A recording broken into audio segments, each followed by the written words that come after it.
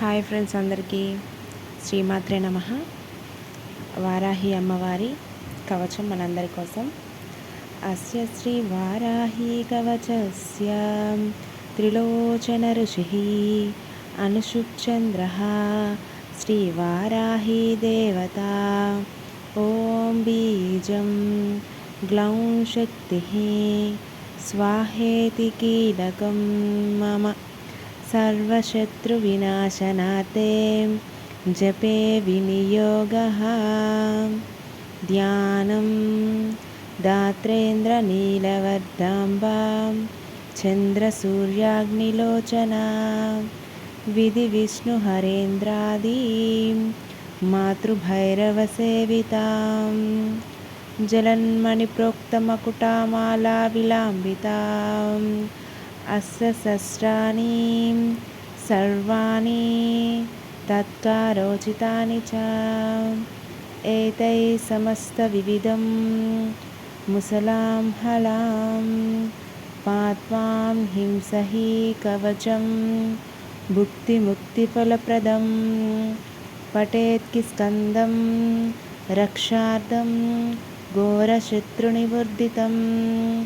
वाराहि ये शिवः पातु घोराहि फलमतुन् नेत्रवरदवदना पातु कर्वौ तदाञ्जनें गृणमेरुन्दिनी पातु मुखमे पातु चन्दिनीं पातु मे मोहिनी जिह्वं स्तम्भिनी कण्ठमादरात् स्कन्दमे पञ्चमी पातु भुजौ महिषवाहनां सिंहारूढा कौरपातु कुचौ कृष्णमगाजितां नाम्बिचा शङ्किनी पातु हृष्टदेशचक्रिणीं खड्गं पातु च कट्यमे मेडं पातु च केदिनीं क्रूधमे कोदिनी पातु जङ्गनं स्तम्भिनी तदा.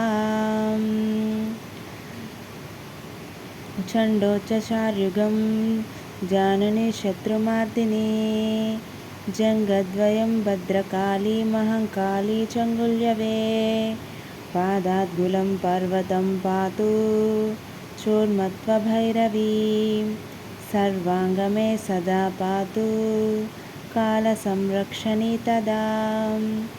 युक्ता स्थितं नित्यं सर्वपापातृमुच्यते सर्वं सामाद्यं संयुक्तं भक्तरक्षतत्परं समस्तदेवता सव्यं विष्णुपुरार्दने सर्वशत्रुविनाशना शूलना निर्मिता पुरां सर्वभक्तजनास्तित्यं सर्वविदेशसंहृति. वाराही कवचं नित्यं त्रिसन्ध्यं यः न पठारे तदा विदाभुतङ्गनां न तास्तुति कदाचनाम् आपदाश्रुतिचोरदां ग्रहदोषस्तम्भवा माता पुत्रं यदावश्यं धेनुपक्षवलोचना तदाङ्गमे वाराही रक्षति सदा. ఇది వారాహి కవచం సంపూర్ణం. ఈ వీడియో మీకు నచ్చినట్లయితే లైక్ చేయండి, సబ్స్క్రైబ్ చేసుకోండి. అదేవిధంగా వారాహి అమ్మవారి శతనామావళి.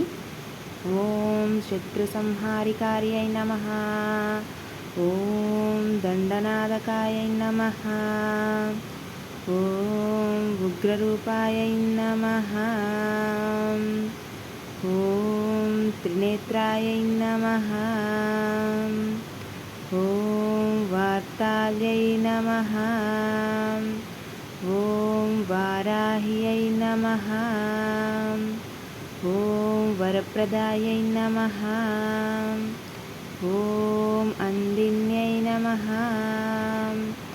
ఓం రుందిన్యై నమః, ఓం జమ్మిన్యై నమః, ఓం స్తంభిన్యై నమః.